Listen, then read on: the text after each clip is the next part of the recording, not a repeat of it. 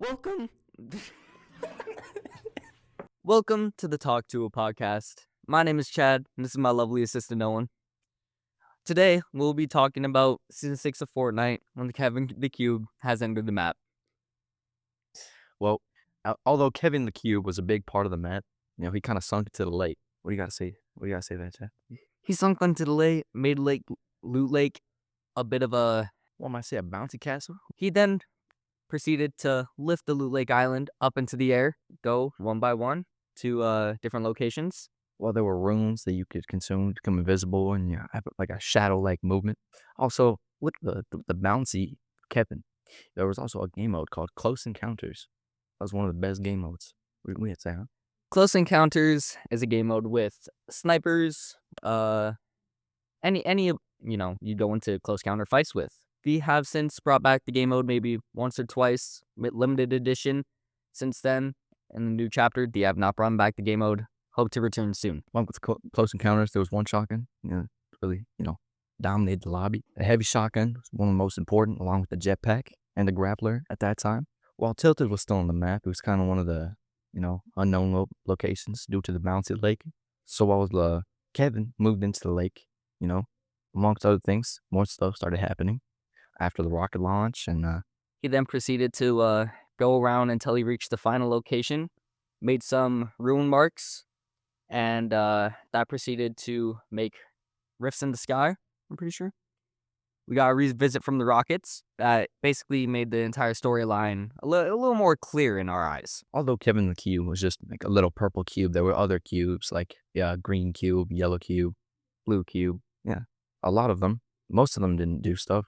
You could also shoot the cube to eliminate other enemies that would get shockwaved off the cube. It could also be used as a way of movement because I would say you get around 20 feet with every lightning bolt that shoots at you. Now, how Kevin the Cube actually became is one day in the beautiful desert of the Fortnite Island.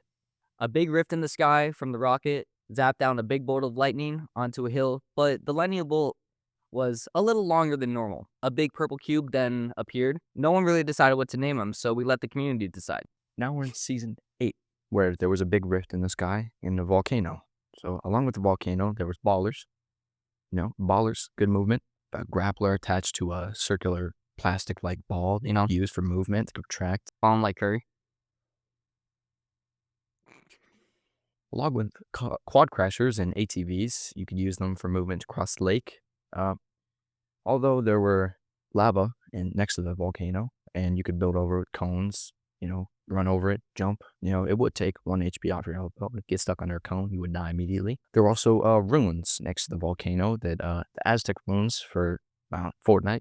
We had our good King Peely, as well as a bunch of ninja skins that lived in the volcano. We got to Season 9.